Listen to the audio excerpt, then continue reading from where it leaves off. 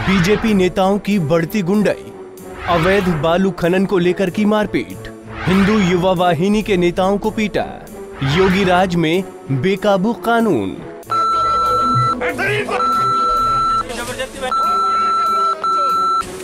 टांग रख ट्रैक्टर नहीं जाएगा। चलो बैठाओ, चलो। गालियां देते हुए ये दारोगा जी कन्नौज थाने के थानेदार हैं और ये गालियां दे रहे हैं अवैध खनन करने से मना करने वाले आरोपी को। इन दिनों पूरे प्रदेश में कुछ ऐसा ही माहौल है, अराजकता और कानून की लचर व्यवस्था का। जी हाँ, एक तरफ योगी सरकार कह रही है कि गुंडे प्रदेश छोड़ दें, लेकिन अपराधों का ग्राफ लगातार चढ़ता जा रहा है। आपको बता दें कि ये गालियां कहां पड़ रही हैं।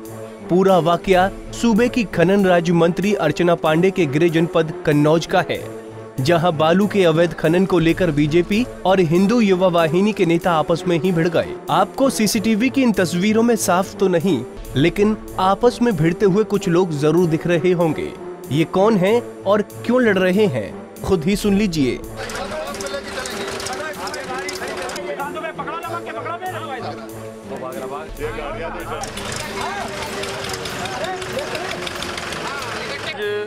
सुबह हिंदू युवा वाहिनी जिलाध्यक्ष जी को खबर लगी कि एक घाट पे अवैध खनन हो रहा है। तो चूंकि पूरी यूपी में घाट खनन बंद है, महाराज जी के द्वारा बंद, और ये निर्देश भी है कि अवैध खनन नहीं होना चाहिए। वहाँ पे घाट पे देखने गए क्या स्थिति है। तो वहाँ जब जाके देखा तो 10-12 गाड़ियाँ बालू खनन कर रही थी, बहुत सी जेसीबी वगैरह लगाए हुए थे वो लोग, और एक तखत डाल के वसूली कर रहे थे, और एक बी ग्रुप के नाम से एक रसीद काट रहे थे।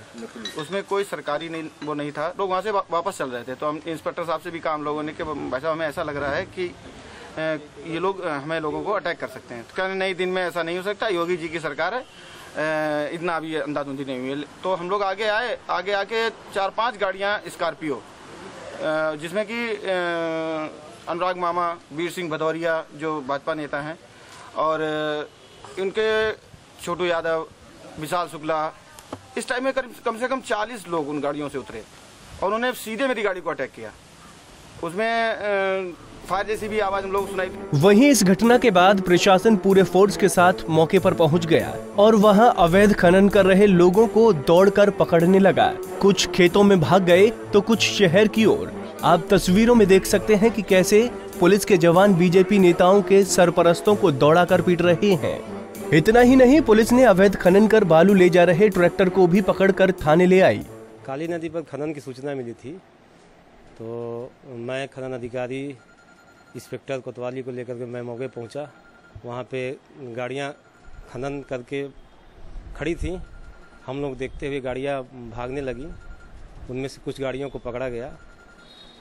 उनको पकड़ करके पुलिस लाइन में वहाँ कब्जे में ले लिया गया था गाड़ियों को।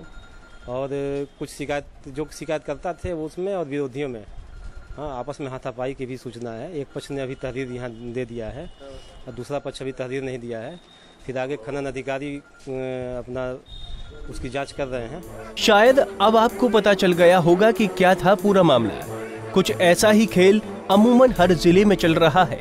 सत्ता में आने के बाद बीजेपी नेताओं का रौब कुछ ज्यादा ही बढ़ गया है। वो अपने ही मुख्यमंत्री के दल के लोगों के ऊपर भी अटैक करने से नहीं चूक रहे हैं। पंजाब केसरी टीवी के लिए कन्नौज से नित्य मिश्रा की रिपोर्ट। बाकी खबरों के लिए लॉग इन कीजिए up.punjabkesari.in पर और लाइक कीजिए हमारा Facebook page Punjab Kesari UP.